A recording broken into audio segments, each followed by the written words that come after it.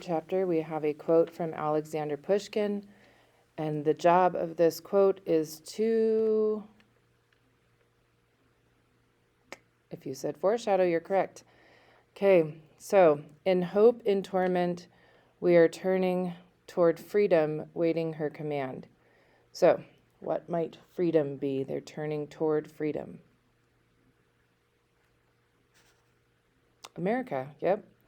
Okay, continuing their journey. November 27th, 1919, en route to Warsaw. Make sure that you're paying close attention for the sensory imagery details. So remember, your sensory imagery is going to appeal to one of your senses, whether it is sight, sound, taste, touch, or what am I missing? What you see, what you hear, what you taste, what you feel. See, hear, taste, touch, and smell. Okay. Anyways, so be paying attention for those details in here. It really will be a benefit to you when you do your journal. Dear Tova, many of the typhus patients at the hospital in Matzev died. We all survived. Now, at last, we are on our way to Warsaw. All of us. Me, Mama, Papa, Nathan, and Saul. Warsaw is where we pick up the money for our steamship tickets. My older brothers, Isaac and Reuben and Asher, have worked hard to save the money so we could join them in America. These other brothers of mine, they left Russia 14 years ago, before my birth. Do you even remember them, Tova? So we know that Tova is older than Rifka, so here you should be making an inference that Tova is no more, she has to be at least 14 years old, but she wouldn't remember if she was only 14, right? So you should be thinking probably 16 or 17. They are my brothers, my family, but I don't know them. Papa showed me their letters. In my mind, the letters came from strangers living in a distant land. Then, only the day before we fled from Russia, the Red Cross posted the message on the board. Isaac and Reuben and Asher, they were sending for us. Remember how I ran to tell you our news? I wonder, Tova, if the message still hangs there in the center of the village. I am certain Warsaw is a wonderful city. When people in Matzev say the word Warsaw, their voices deepen and they give a little kick on the end like this. Warsaw. It reminds me of the way we do in Berdichev when we speak of America. So that's sensory imagery appealing to the sense of hearing, right? Our train passes small herds of cattle grazing on yellowed grass, and I remember the cows of Berdichev. The peasant girls drove them along the road past our house every night at sunset. Those cows were not bony as these are. I loved sitting on the front step, watching the fat brown beasts lumber past. The earth shivered beneath their clopping weight as the sun set in a ball of fire. Those girls sang in such beautiful harmony. So we've got some sensory imagery for what you could see, what you could hear. And then we also have some figurative language where it says the earth shivered. What kind of figurative language would that be? Good job, personification. Okay. When I read your Pushkin, I remembered those cows and the girls singing. Poland is so flat and colorless, only pine trees, scrubby, wretched pine trees, sweep past the window of the train. Maybe in the spring it is better. Maybe there are flowers. Maybe the sky is something other than gray. Now it is nearly December, and I shiver at the cold of Poland. It is odd to see Mama and Papa and Nathan so changed. In Berdichev, Mama kept us well on practically nothing. You know what a baker she is. Always the smell of yeast clung to her. What kind of figurative language is that? The smell of yeast clung to her. It's another personification. Well done. Many times she would send me to your house with a basket of pastries or a cake or her thick dark bread. There is no baking for her now. Papa's dark eyes have lost their spark since the typhus, and Mama's long black hair does not shine as it once did. Even Nathan, with his thick black curls and his strong dimpled jaw, has hollowed cheeks and circles beneath his eyes. I cannot tell how I look, but Mama sometimes strokes my cheek and sighs. Her fingers are bony and rough. Only Saul still glows with health from his clumsy feet to his big red ears. Okay, I want to stop and I want to look really quickly here. We have Papa's dark eyes have lost their spark, okay? What kind of figurative language would that be? if you look at it and you think Papa's dark eyes Papa's dark eyes are losing their spark, you can see that it's a metaphor, right? Because then it would have the word are in it. Is, are, were, was, and were are your keywords for metaphors. So this one is a metaphor. It could also be considered an idiom because it's kind of a common saying. Then we have only Saul still glows with health. What kind of figurative language is that? This one is a little bit tricky. Again, just like we did with Papa's dark eyes, we're going to change it just slightly. Only Saul is glowing with health. Now you should be able to see that it is a metaphor, okay, that it's making a comparison. I must tell you of this noisy, crowded, stinking train we are riding out of Matzev. The freight train from Berdichev was far more comfortable. Here, people push against one another on every bench. The cars are drafty and reek of old bedding. Between the chugging and clacking tracks and the endless Polish babble, the noise never stops pressing against you. Personification.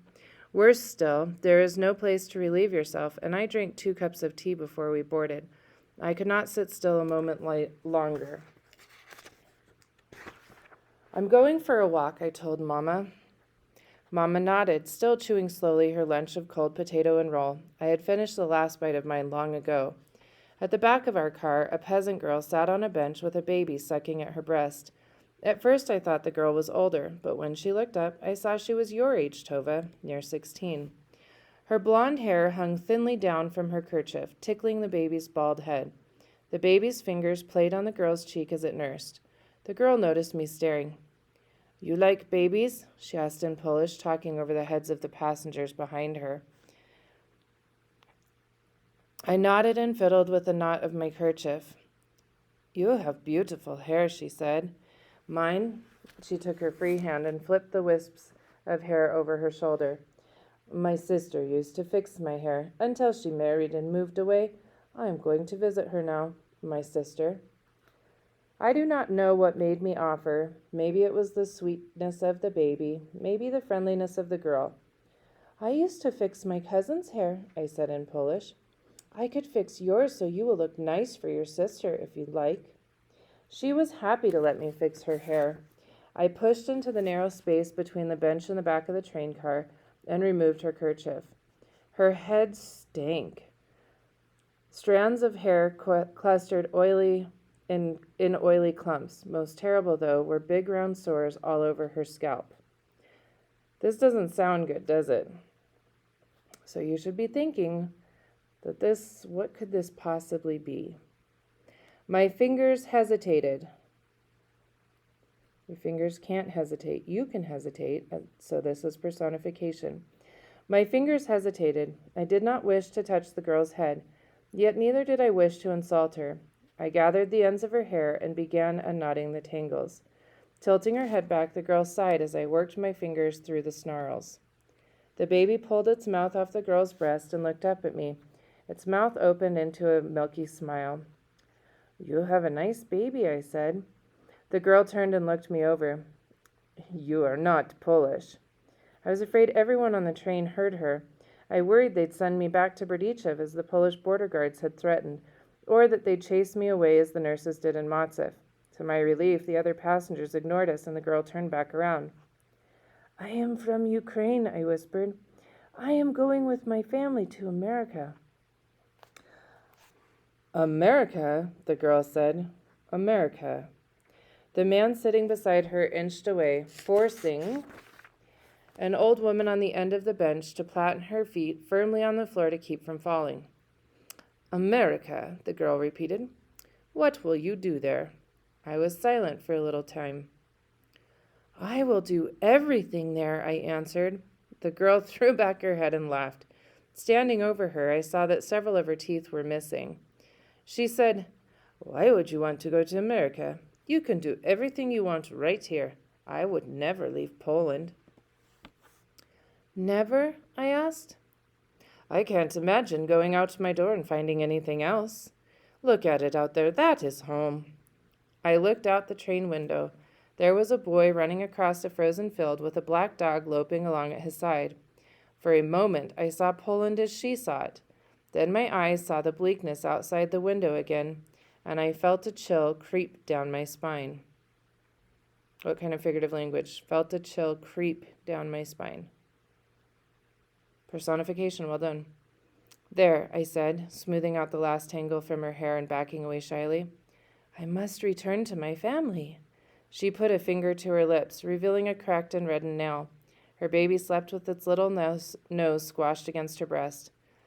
Good luck to you in America, she whispered. I stumbled back up the aisle of the lurching train, thrown against this one's shoulder, squeezing past that one. The smell of cheese filled the car. My mouth watered at the stench of it. I slid back into my place between Mama and Nathan and looked around at other people in the car, listening to their conversations. I felt your pushkin inside my rucksack, and I wanted to get out and write my thoughts. I am filling the pages of our book quickly, Tova, even with my writing so small and fine. Mama, I asked, feeling her elbow rub against my ribs with the motion of the train.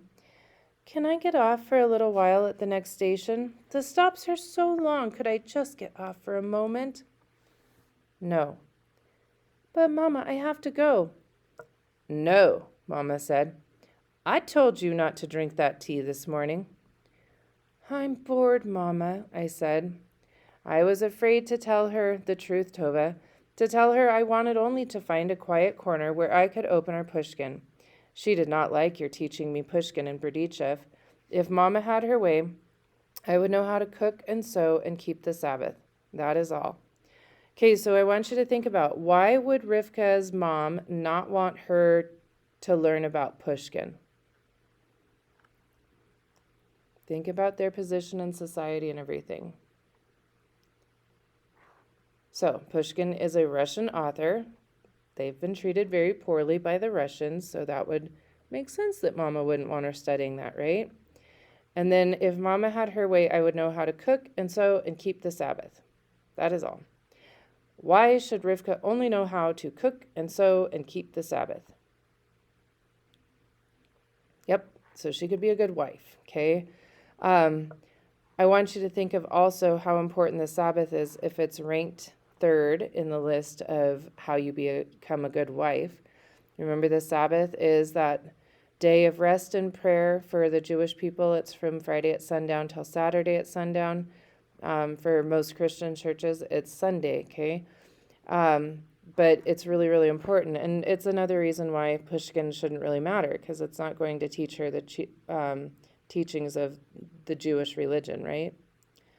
You are bored, Mama said. So I'll hire you a band. You are not getting off this train, Rivka. What if it left without you?